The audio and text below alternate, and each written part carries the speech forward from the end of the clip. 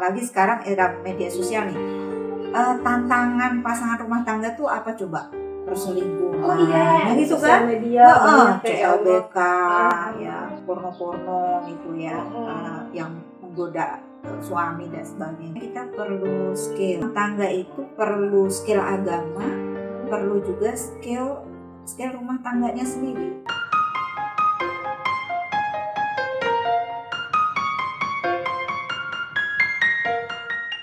Kita jumpa di podcast Curhatan Emak Hijabar. Skill rumah tangga, skill agama oke lah kita dapatkan dari kajian ya, ngaji sama ustaz atau halakoh gitu, ngaji kitab-kitab khusus. Nah, itu pun juga mungkin kita sebenarnya belum banyak yang kita kuasai soal kitab rumah tangga ya. Kitab mana yang khususon gitu ya. Apalagi kitab khusus bahas tentang istri, misalnya fikih istri gitu. Mungkin juga jarang kita ya. Ada tapi selewat-selewat ya, kalau pengajian-pengajian mungkin di TV di mana kan selewat-selewat atau ketemuan selewat. Betul. Terus ternyata padahal banyak ya kitab-kitab yang membahas soal peran istri misalnya. Terus di media sosial ya itu memang jadi tantangan tersendiri juga dari konten-konten ya yang menanamkan sesuatu di alam bawah sadar kita, termasuk tontonan kayak drama tadi itu yang saya bilang. Misalnya kalau yang suka nonton drakor gitu kan, romantisnya kayak gini. Misalnya jadi menggambarkan gitu, suami tuh harusnya kasih bunga romantis tuh kasih bunga gitu, atau ngajak dinner gitu. Akhirnya kita merasa suami belum romantis kalau belum begitu. Standar romantisnya sesuai di film. Standarnya di dunia maya. Bandingkan seperti itu. Nah, itu secara tidak sadar ya terekam di alam bawah sadar kita yang membuat kita merasa kurang bersyukur, tidak bahagia, dan menunggu perubahan dari pasangan.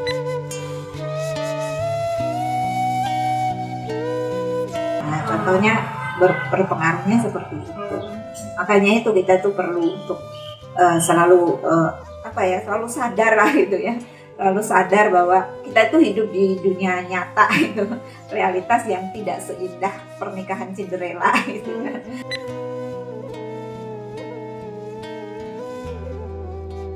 Nah itu jadi misalnya soal mental dalam menjalani rumah tangga ini. Kalau orang zaman dulu itu nggak terpengaruh tayangan, nggak terpengaruh juga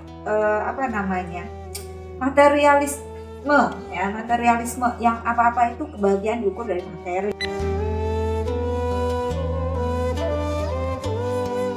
Nah ini kan juga berpengaruh ya ke alam bawah sadar para istri itu, kalau akhirnya ketika lingkungan kita itu rumah tangganya sudah memiliki materi tertentu, nah alam bawah sadar kita merekam, kok saya belum mencapai itu gitu ya, karena mau nggak mau lingkungan itu membentuk diri kita.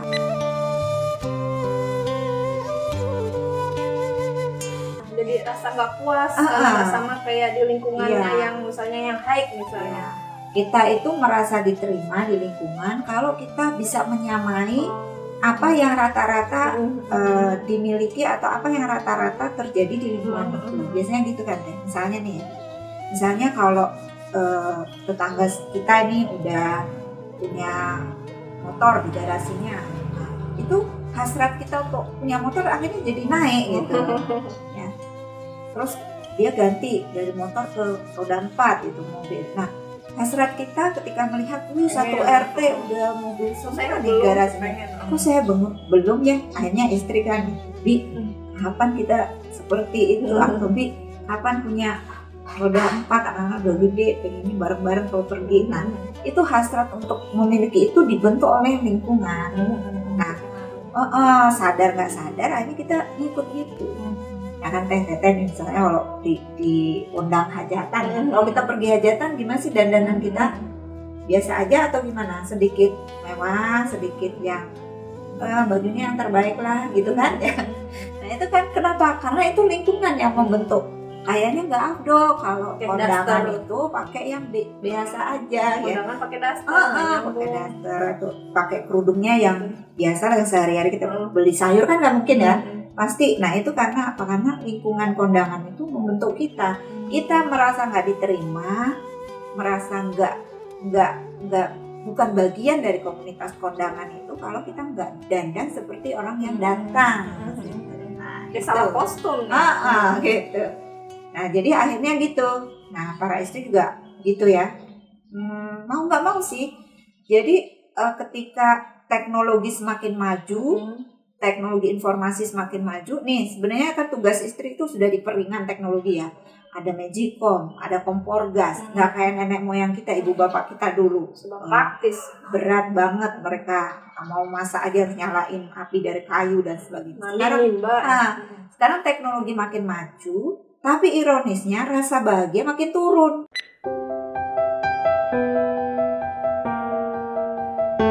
Nah, ini ada penelitiannya juga. Kenapa seperti itu? Karena itu tadi di alam bawah sadar kita kadang membandingkan ya hidup kita itu dengan orang-orang lain yang bersumber dari sumber-sumber informasi tadi itu ya, di media sosial, di tayangan Instagram ya, atau idola-idola atau drama dan sebagainya. Ya, itu yang menggerus rasa bahagia yang akhirnya mencari-cari kebahagiaan dengan yang lain, misalnya dengan materialisme gitu, dengan materi yang merasa bahagia kalau pokoknya saya mau dibeliin mobil, kalau mau dibeliin mobil belum merasa sempurna jadi istri atau belum merasa bahagia dan sebagainya itu. Nah itu yang menimbulkan stres ya, stres massal dan tadi itu kata Teteh ketidakpuasan. Makanya kenapa istri itu banyak yang akhirnya gugat cerai sama suami gitu ya, karena terus menerus nggak puas dengan bayangan dia tentang pernikahan. Karena sebelum nikah membayangkan bahwa nikah itu adalah solusi masalah dia ketika hidup lajang. Padahal ada masalah baru. Menikah itu adalah perjalanan baru untuk menghadapi ya masalah-masalah baru, untuk berjuang baru. Nah, kalau masa lajang kita berjuang sendiri, kalau nikah berjuangnya sama pasangan gitu.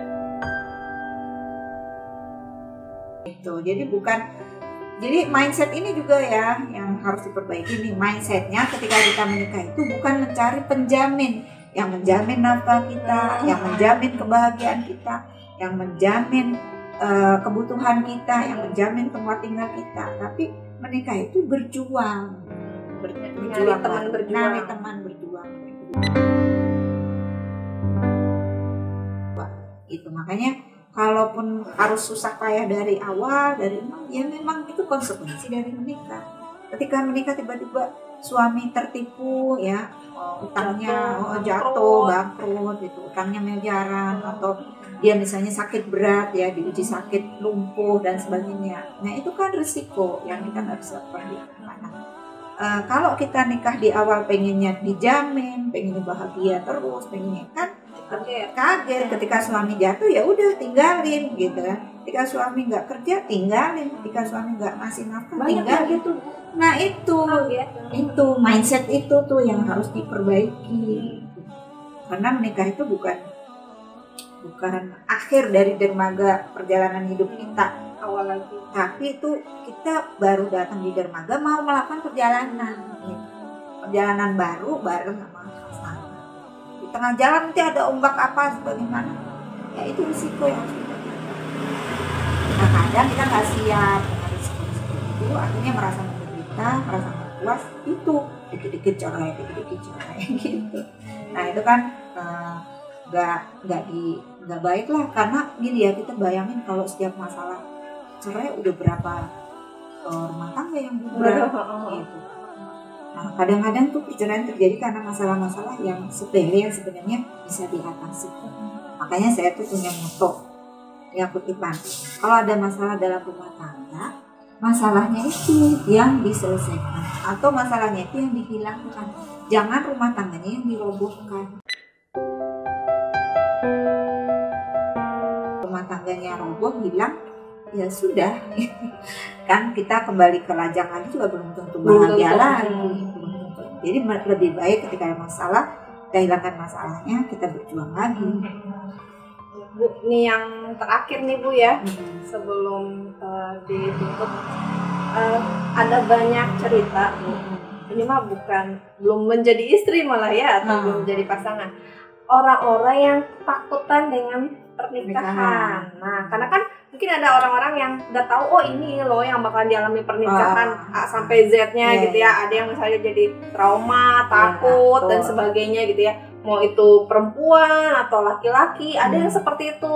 Akhirnya kalau misalnya laki-laki mah menunda-nunda dia menikah, yang perempuan bahkan ada yang sama sekali nggak mau gitu ya, traumatik masa lalunya gitu ya. Nah, itu kalau saya ada kelas pranikah ada. Ya. Nah itu kalau misalnya tipe-tipe yang seperti itu sedikit lah Bu ya. Itu bagaimana tuh biar mindsetnya, biar dia terobati atau apa ya namanya? Nggak takut lah ya, jangan takut nikah gitu.